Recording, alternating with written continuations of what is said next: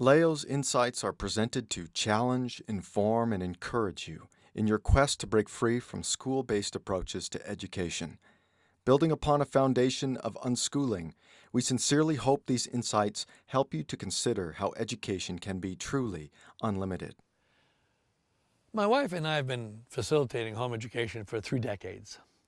Needless to say, we have seen a lot of students come and go, with most completing their secondary education at home and transitioning into their adult post-secondary world.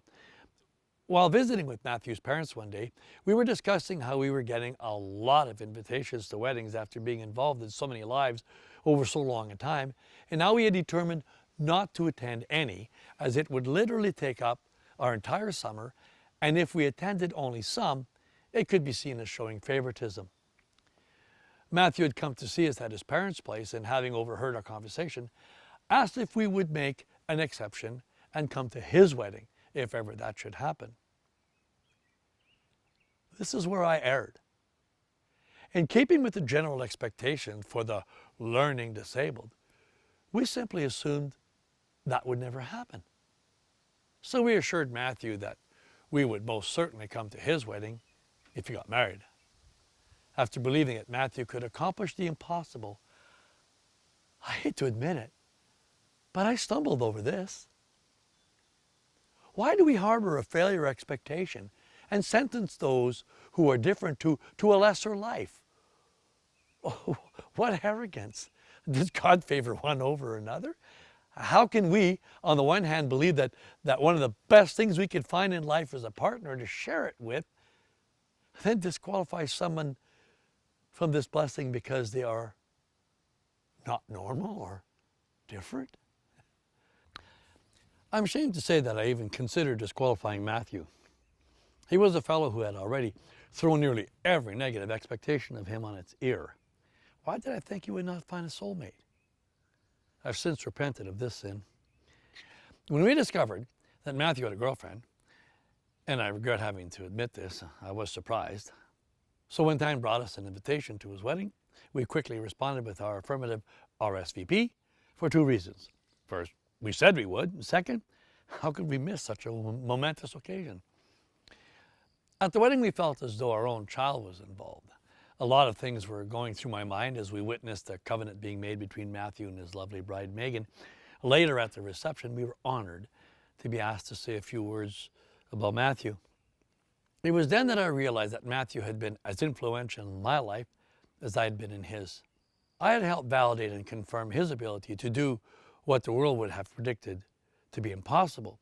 He, on the other hand, validated and confirmed my unorthodox approach to home education in general and my peculiar understanding of the learning challenged. Even though I'm older than his dad, I felt a strange camaraderie with Matthew.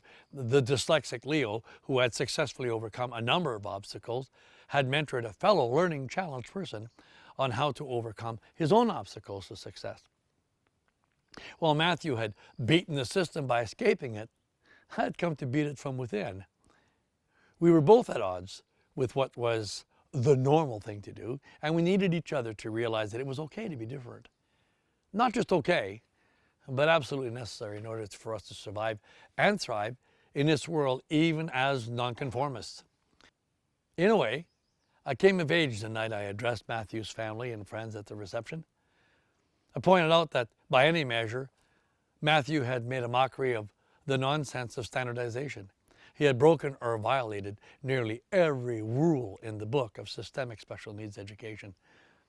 He had defied the odds, he had overcome the obstacles, he had put down his fears, he had succeeded in spite of all the opposition, and he made me realize that I had accomplished the same in my own way. I also found that the path of least resistance was to ignore the constant reminders that I was different. Both of us had moved forward by refusing to be held back or put back into somebody else's world.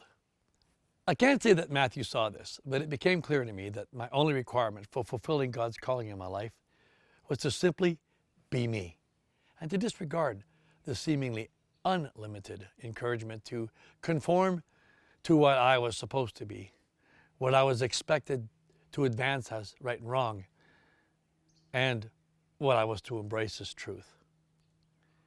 Matthew and I were friends in a world that is hostile to those who dare to be different. We were brothers in arms, so to speak, certainly brothers in the Lord, while being siblings in purpose. Without fanfare, we celebrate being different from the rest.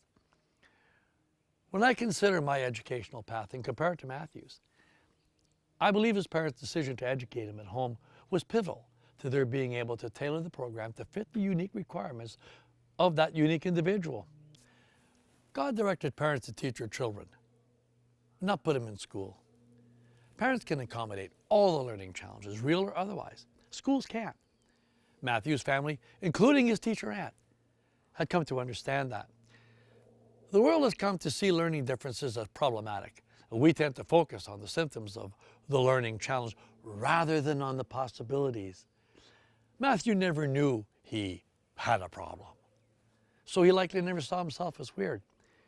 He was not handicapped by unreasonable expectations to be like everyone else, and on that note, we were colleagues, only he took a lot less time to get there. I believe that the majority of learning issues are not really issues as much as differences if we validate those who have differences as being valuable just as they are, and then clearly demonstrate that we believe in their ability to do what they want to do in their way and in their time. The result can be outstanding, even miraculous. Before I leave this story, I want to make one more comment. You would think by the way that I've portrayed him that Matthew was a saint. Well, aside from practical jokes, something the entire family is famous for, I never saw Matthew treat anyone with disrespect. But that is not what makes him a saint. His accepting sanctification through Jesus Christ does. However, knowing that he is human and that no human is perfect, I can assure you that Matthew had his imperfections, as is common to man. I'll bet that if we were to ask his dear wife Megan if Matthew has any flaws, she would be sure to provide us with a list, which I'm afraid is also common to any married man. But he has never wronged me.